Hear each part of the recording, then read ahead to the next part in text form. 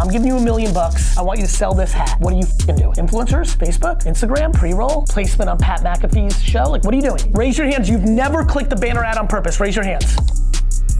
That's it. Our industry spends more working media dollars on banner ads than social media. Are you f***ing kidding me? So whoever here is the best at thinking at how to spend the money to make the sale in the short and the long term. Sale in the short term, brand building in the long term. That's who's gonna win. And AI will take away a lot of the jobs of like what you do in a f***ing Excel sheet.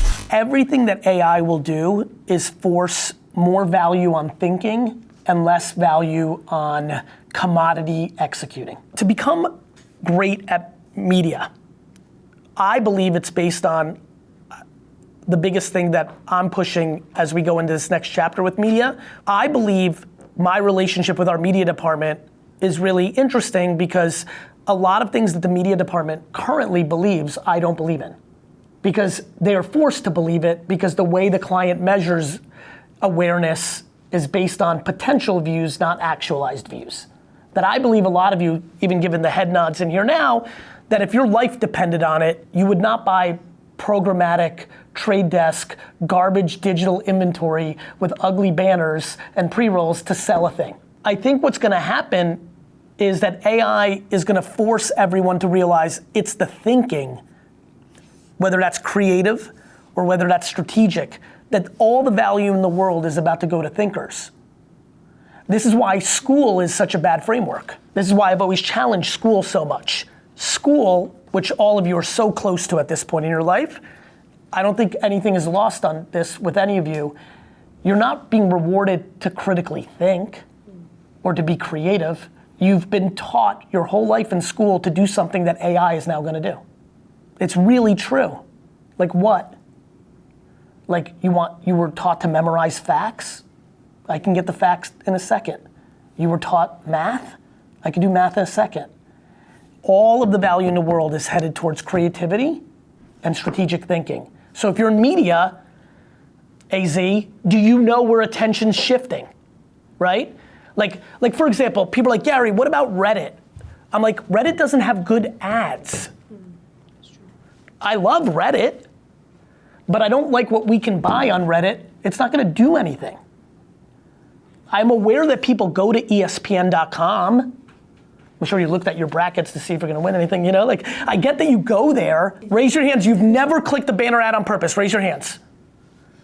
That's it. So I think, AZ, it comes down to, are you a thinker, right? Do you use common sense and truth? Do you know where trends are going? Do you understand the thinking? Like how, it goes back to planning.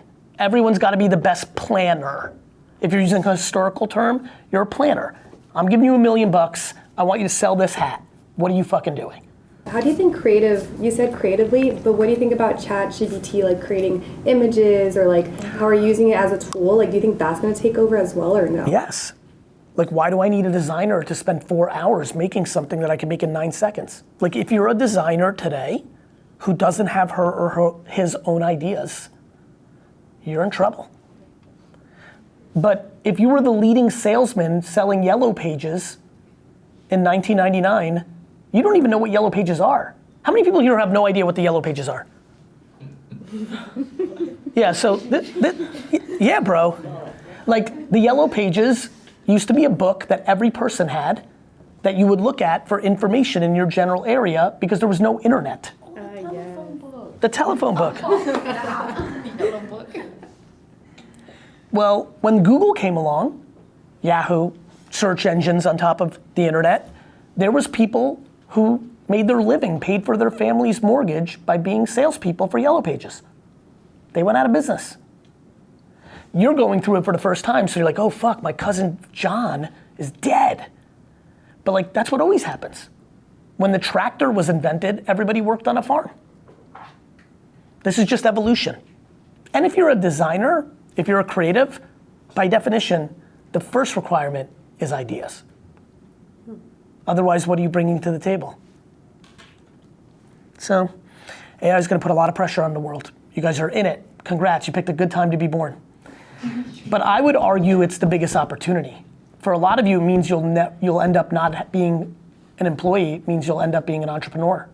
Because you're gonna learn how to use these things and instead of getting being an executive here, making 150,000 a year.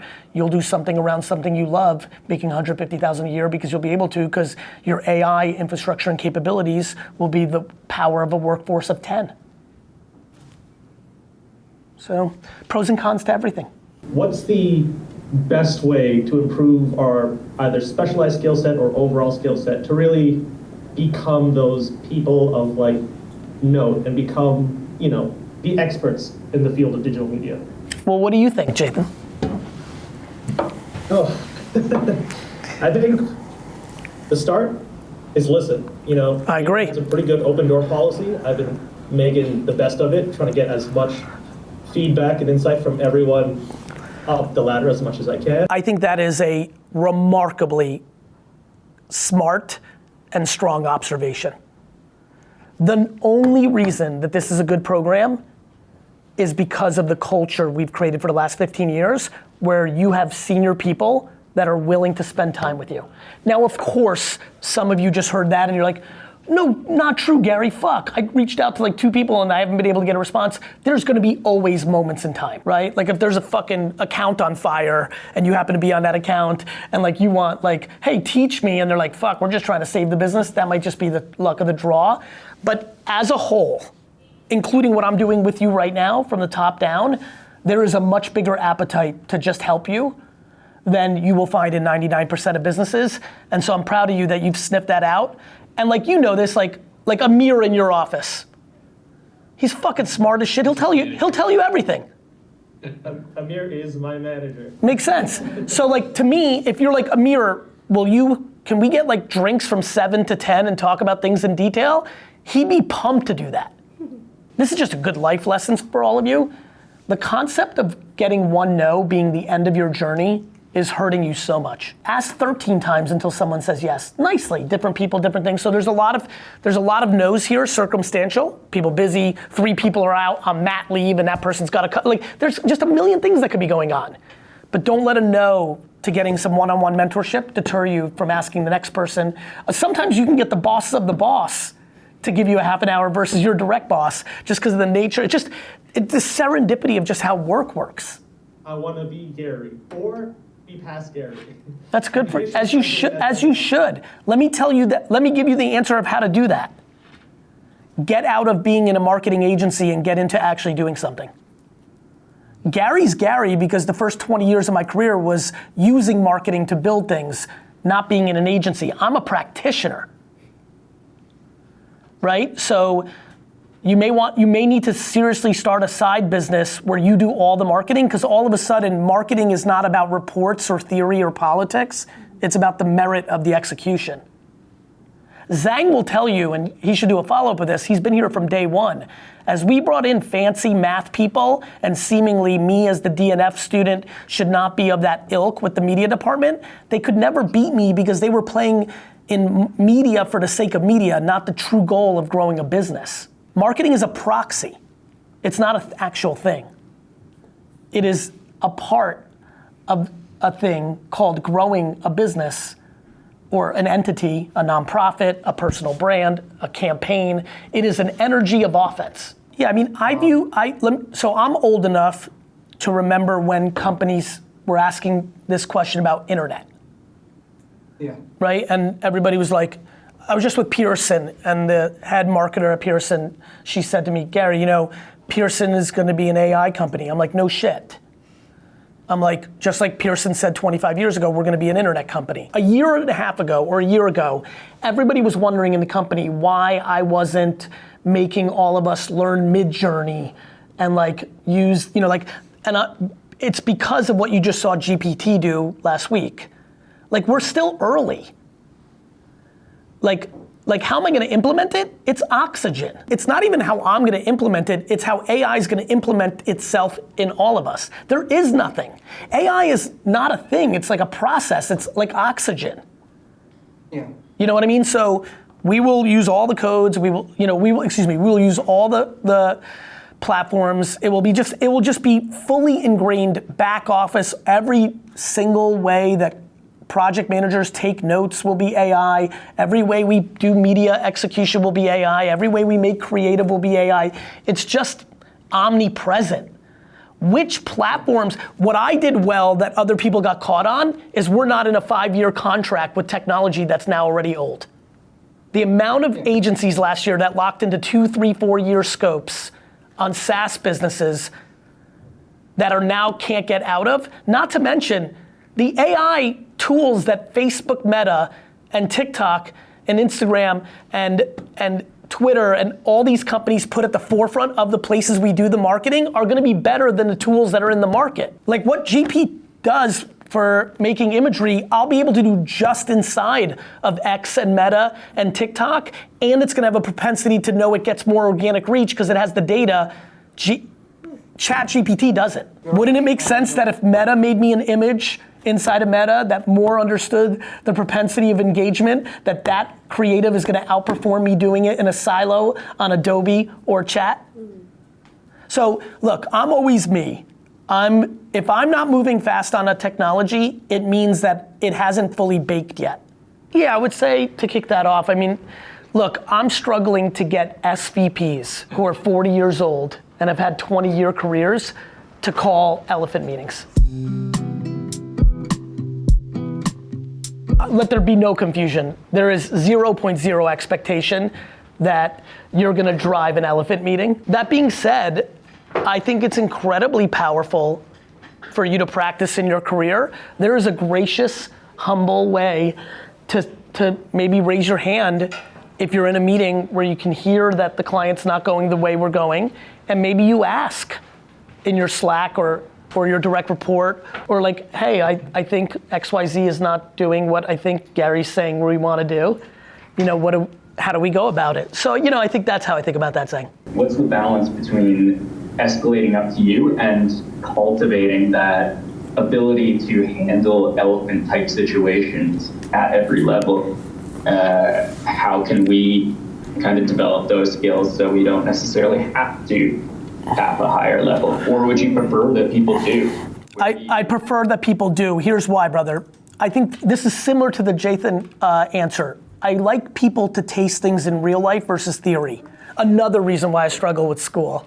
You know, it's theory. Like you could read about doing push-ups, but you've got to actually do them for the thing to happen. I can do more in 15 minutes than a lot of our team can do in 3 months because I lack the fear of losing the client, which is uniquely mine more than anyone's.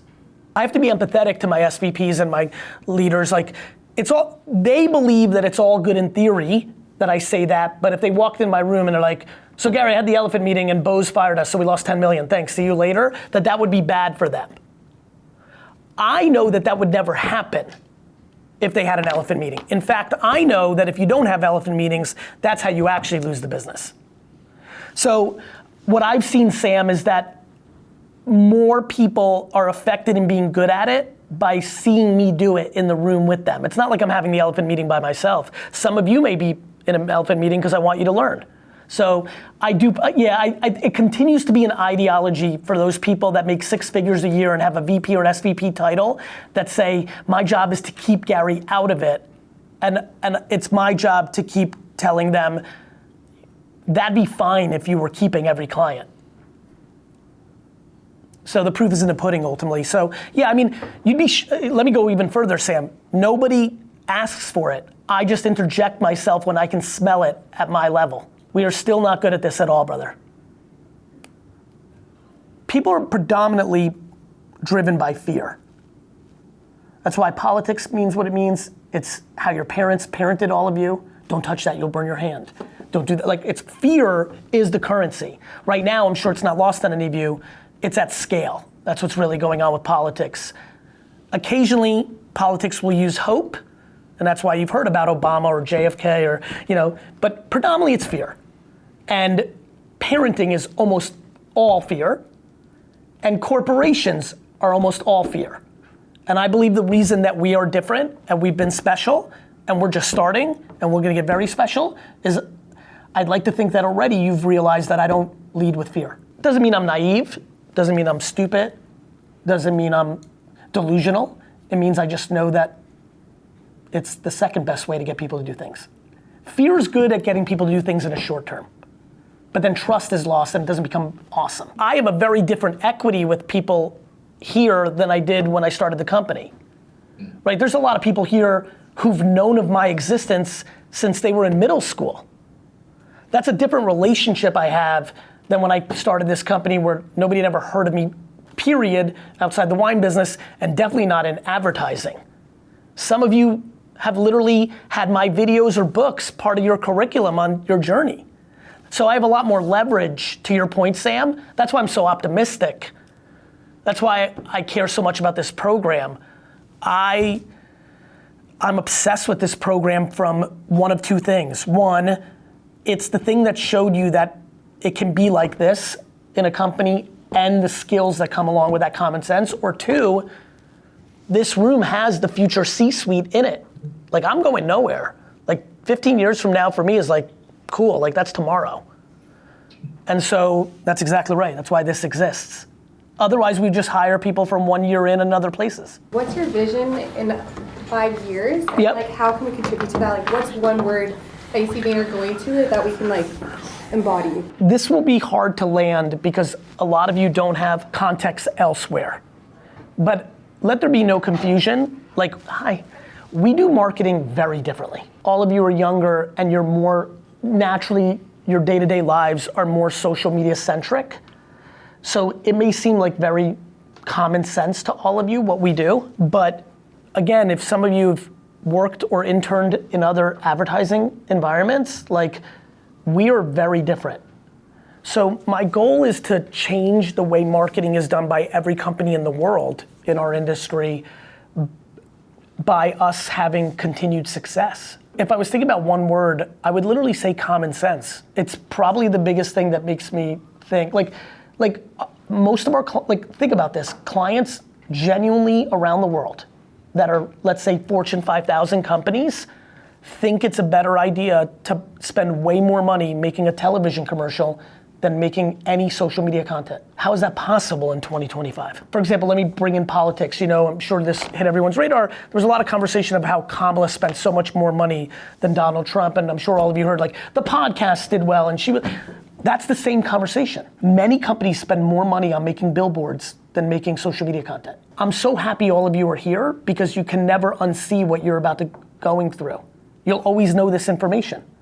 Whether you're here or somewhere else, you will be grounded in this information. And for a lot of you, you've used social for real life, not from a business lens.